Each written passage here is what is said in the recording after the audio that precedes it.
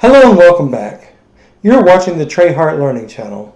My name is Ray Upchurch, and today we're going to be talking about the anatomy and physiology of the heart, specifically in relation to ventricular systole and diastole.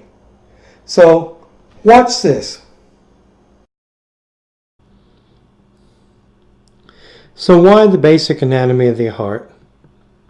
Well, the understanding of heart anatomy and how the blood flows through the heart is fundamental to interpreting the sounds produced from the heart. Along with valve closure, most of the heart sounds are produced either from blood flow entering the heart chambers, leaving the heart chambers, or flowing through the valves. So let's talk about the heart. The heart is a conical formed organ which lies obliquely behind the sternum, nearly midline in the chest.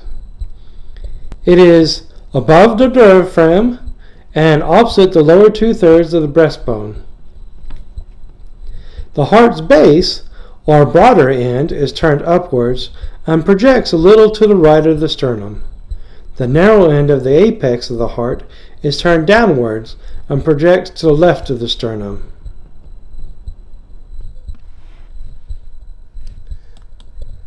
So let's take a look at the heart. On the right side of the heart, we have the superior vena cava. We also have the inferior vena cava. We have the right atrium. We have the tricuspid valve. We have the right ventricle. We have the pulmonic valve.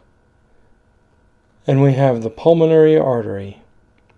On the left side of the heart, we have the pulmonic veins going into the left atrium,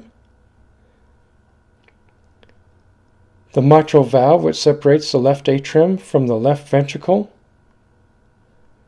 and then the aortic valve and the aortic artery. The pulmonic and the aortic valve are also known as semilunar valves because of their half-moon shape. The chordae tendineae prevent the eversion or the prolapse of the tricuspid and mitral valve by becoming tense, thus pulling the flaps, holding them in closed position.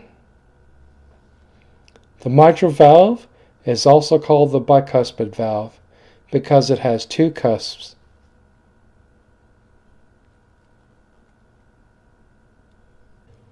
Let's review the blood flow through the heart. The objections of this section is to 1.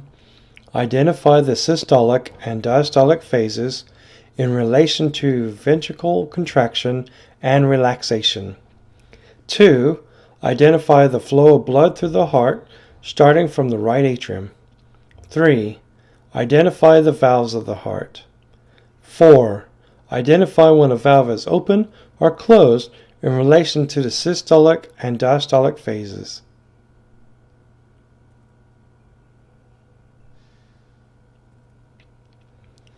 Systole and diastole.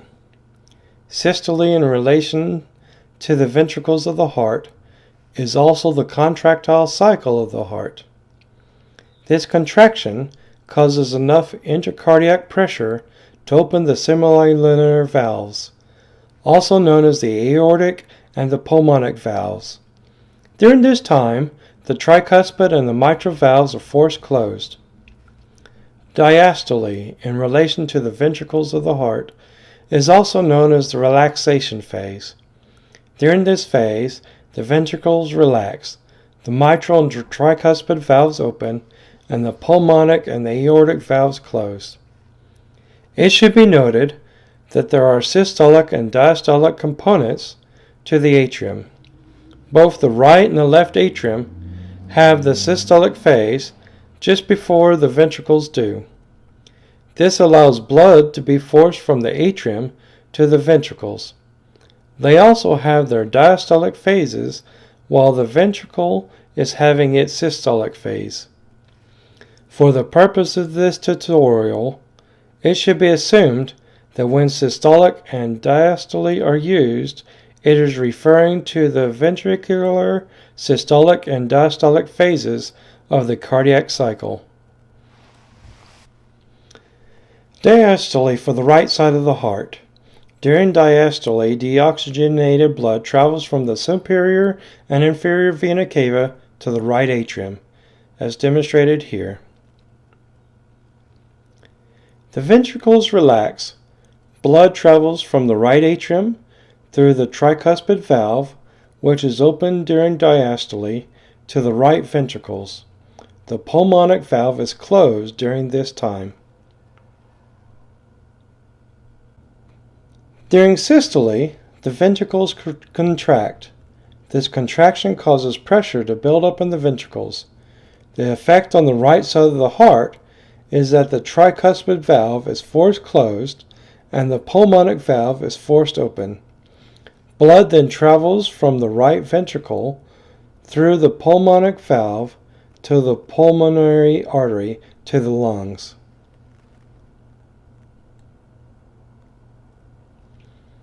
The left side of the heart during diastole, oxygenated blood travels from the lungs through to the pulmonic veins to the left atrium.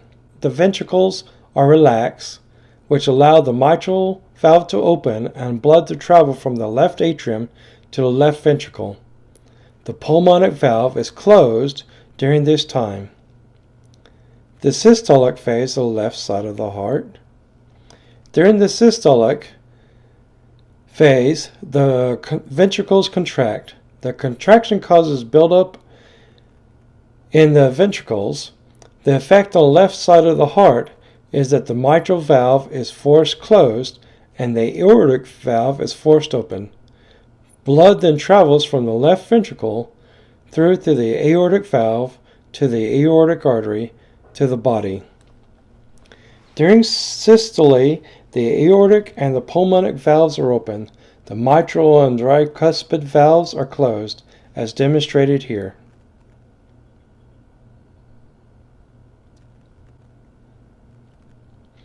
During diastole, the aortic and pulmonic valves are closed and the mitral and tricuspid valves are open, as demonstrated here.